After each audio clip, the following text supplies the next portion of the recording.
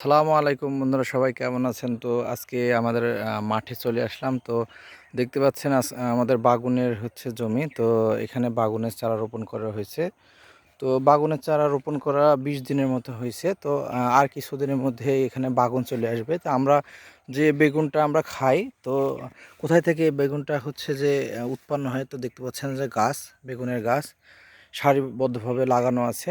তো এইভাবেই বেগুনের গাছ লাগানো হয়। তারপরে আপনার শেষ সার দিয়ে বেগুনের গাছটাকে বড় করা হয়, আর এখান থেকে আমরা বেগুন পেয়ে থাকি। তো দেখতে পাচ্ছেন কত সুন্দর করে লাগানো আছে বেগুন। এই দেখেন বন্ধুরা, কত সুন্দর সারিবদ্ধভাবে তৈরি করা হয়েছে।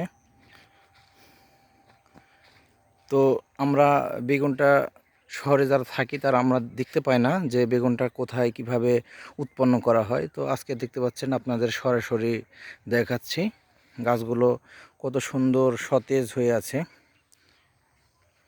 তো আমরা ন্যাচারালি এখান থেকে বাগুন উৎপন্ন করা হয়। তো দেখতে পাচ্ছেন। এই ছিল আজকের ভিডিও। ভালো থাকবেন। আল্লাহ হাফেজ।